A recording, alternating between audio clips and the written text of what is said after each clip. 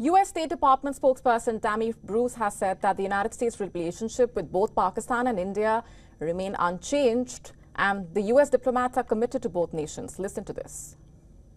That for the region and for the world, the United States working with both those nations is good news and will promote a future that's beneficial. The statement by the White House spokesperson was in response to the Pakistan Army Chief Asim Munir's recent visit to the U.S., where he issued a nuke threat against India. Munir had threatened to take down half the world if Pakistan faced an existential threat in a future war with India. The White House spokesperson did not condemn Asim Munir's remarks. America's reaffirmation of ties with Pakistan comes in the backdrop of Trump's efforts to bolster relations with Pakistan. Last week, the Pakistan Army Chief made his second visit to the U.S. in 2 months. In his June visit, Munir was hosted by Donald Trump at the White House. Additionally, the U.S. recently designated the Balochistan Liberation Army as a terrorist organization. Trump also recently signed an oil trade deal with Pakistan. And on August 12, the two countries held the latest round of counter-terrorism dialogue in Islamabad. In a joint statement after the US-Pak dialogue in Islamabad, America lauded Pakistan's counter-terrorism efforts and offered condolences for the recent attacks in Pakistan. There has been a U.S.-Pakistan counterterrorism dialogue that was established.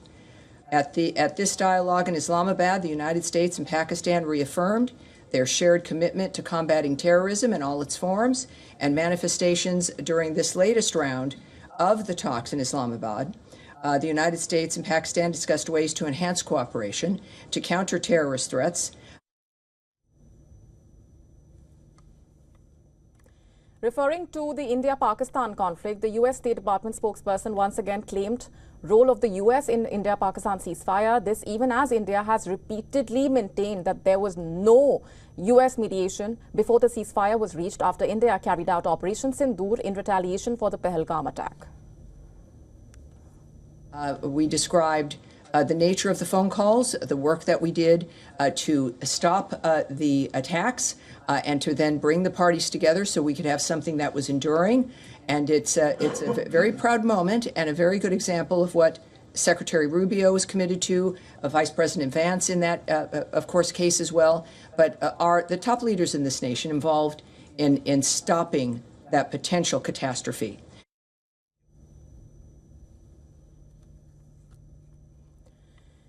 And U.S. growing bonhomie with Pakistan comes amid the ongoing trade standoff with India. Trump had raised tariff on India to 50% on August 6 over its Russian oil purchases.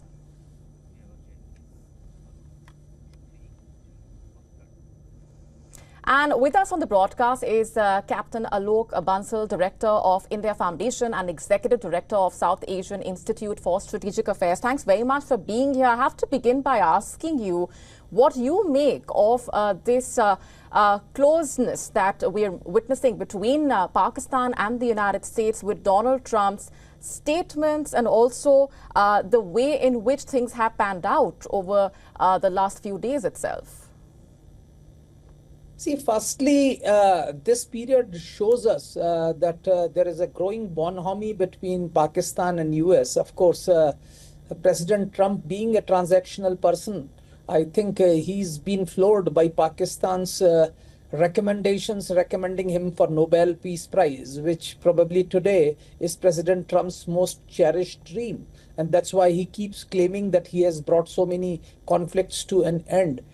And the fact that Asim Munir made this sort of an atrocious statement from DC and no American official countered him actually shows the level of support within the American establishment for Pakistan and its military establishment.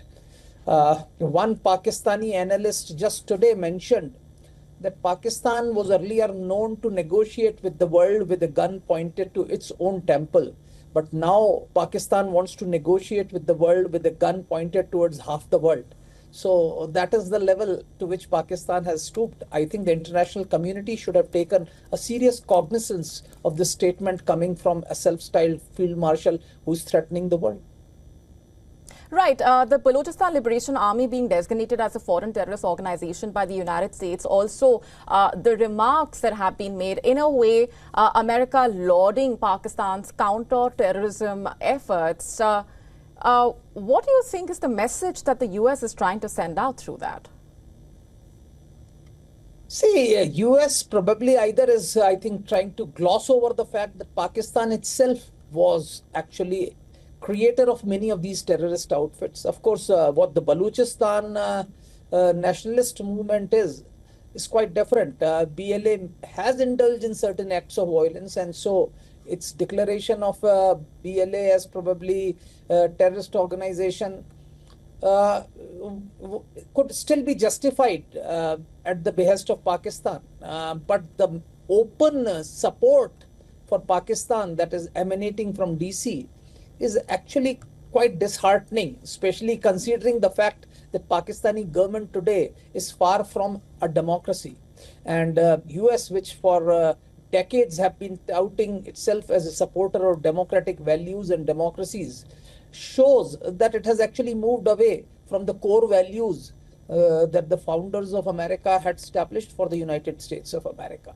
Now, criticizing the, please understand, BLA may have indulged in violence, but Baloch nationalist movement has genuine grievances. And many politicians within Pakistan, many people across the globe have highlighted it. The Baloch have been tortured. There has been actually hundreds of Baloch overground activists are missing. There's a lady doctor who has been incarcerated without any charges for over 4 months. She was named as one of the most influential persons by the Time magazine. She was not allowed to fly out despite having valid passport and visas. So I think this statement is extremely one-sided, which is coming from US establishment. I think US seems to be showing its unstinted support to Pakistan at this point of time. And consequently, there is euphoria as far as Pakistan and its media is concerned.